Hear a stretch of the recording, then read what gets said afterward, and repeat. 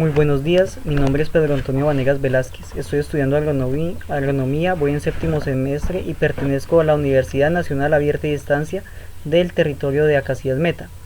Mi número de grupo es el 3030-1974. Voy a dar una explicación sobre unos temas de microbiología de suelos. ¿De qué dependen los tipos de actividades microbianas y la velocidad de esas actividades? Bueno, estos dependen de factores biofísicos y climáticos del suelo. ¿Qué quiere decir esto? Que dependen de la temperatura, la humedad, el tipo de acidez que tenga el suelo, el tipo de nutrición que tenga el suelo, el tiempo que tiene que pasar para que esta actividad se pueda desarrollar y es muy importante el oxígeno que tenga. También cabe destacar que también es importante si en el terreno se utiliza la maquinaria agrícola o no. ¿A qué me refiero? Cuando hablamos del trabajo de maquinaria agrícola, hablamos del trabajo con los tractores. No es lo mismo una actividad microbiana en un lugar donde se realice este trabajo que en un lugar donde no. ¿Por qué? Porque donde se realiza este trabajo, la actividad microbiana es un poco más baja que donde no. ¿A qué debe esto? A que el trabajo de maquinaria agrícola expone a muchos microorganismos a un oxígeno directo o a directamente una luz solar, y hay microorganismos que no resisten a estos cambios de esta manera tan brusca. ¿Por qué? Porque no están diseñados para esto, y esto puede alterar mucho la actividad microbiana. En el lugar donde no se trabaja con mecanismos agrícolas, la actividad microbiana es más activa. ¿Por qué son diferentes la riqueza y la abundancia de las poblaciones y cómo funciona la relación entre ellas en los hábitats microbianos del suelo? La riqueza microbiana hace referencia a la mayoría de las interacciones de los microorganismos que son beneficiosos, pero cuando se habla de abundancia se refiere a abundancia de microorganismos que causan patogenidad. La comunidad microbiana en relación con el suelo.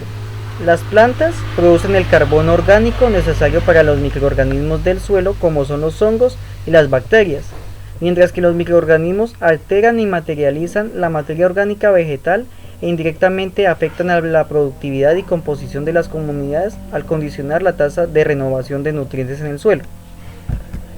Esto quiere decir que los microorganismos son los que cogen la materia y la convierten en apta para que se vuelvan nutrientes para las plantas y para otros microorganismos o ellos mismos en el suelo.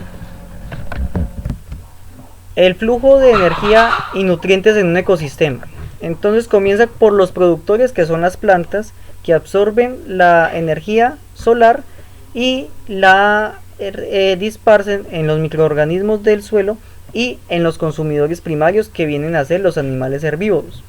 De estos pasan los consumidores secundarios, que son los animales carnívoros, y posteriormente llegan a los consumidores terciarios, que son los animales depredadores, que obtienen esta energía comiéndose a los consumidores primarios y a los secundarios.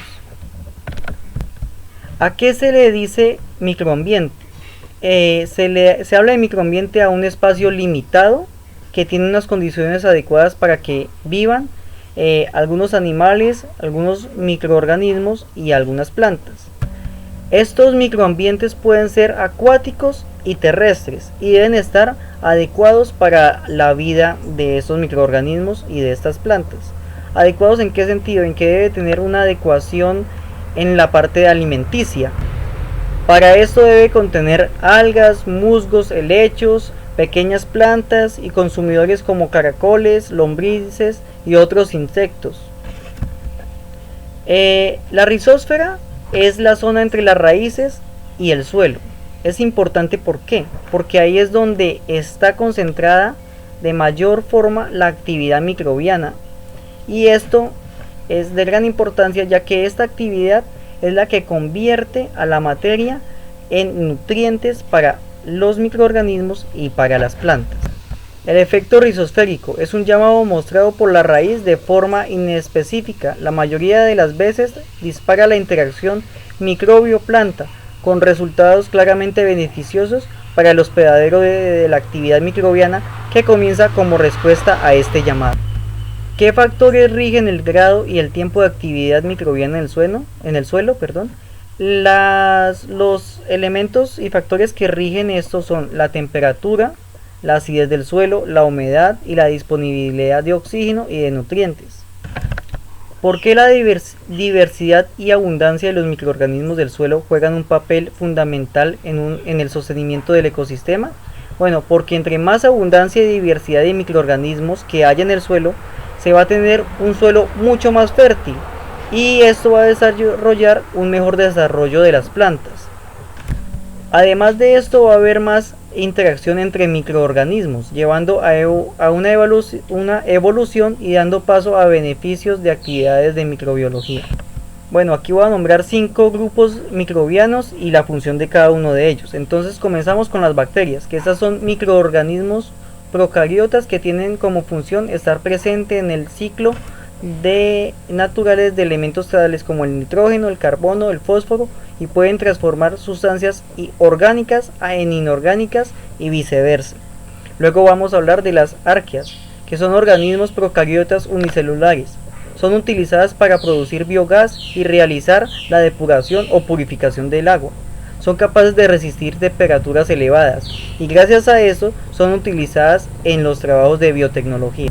A continuación vamos a hablar sobre los protozoos, que estos mineralizan los nutrientes haciéndolos disponibles para el consumo de las plantas y otros organismos y microorganismos del suelo. Los hongos se encargan de transformar los restos de los animales y de las plantas en materia orgánica, volviéndolo nutritivo para el uso de las plantas y otros seres del suelo. Los virus, su función es reproducirse, para eso necesitan utilizar la materia, la energía y la maquinaria de la célula del huésped, por lo que se les denomina parásitos obligatorios. ¿Por cuáles factores es gobernada la variedad de biomasa microbiana? Bueno, la biomasa depende de los factores climáticos, las labores agrícolas, la contaminación, la materia orgánica, la humedad y el manejo de los suelos. Depende de todo esto está la presencia de la biomasa en el suelo.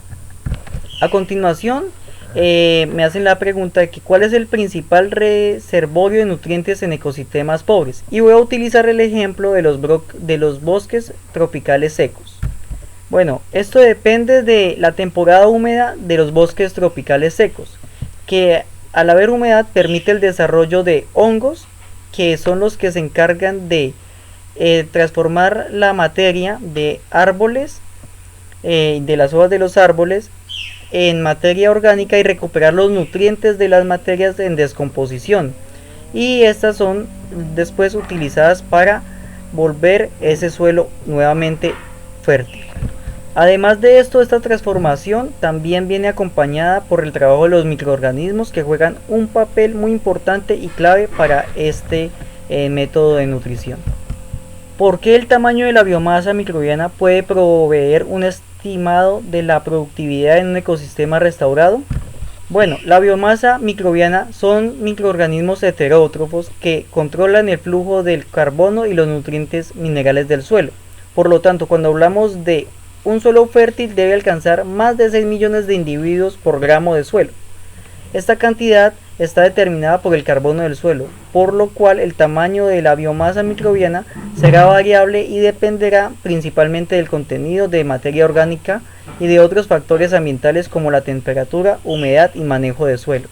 Entre mayor tamaño de biomasa haya en el suelo, esto va a suministrar una mayor y más estabilidad de nutrientes para el consumo de las plantas.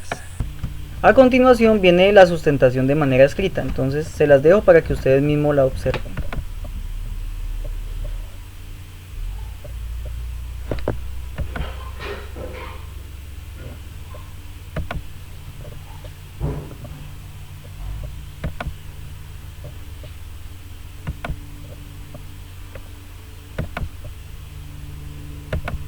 Este es el pantallazo de Turing, que ahí da el porcentaje del análisis del trabajo que actualmente estoy presentando.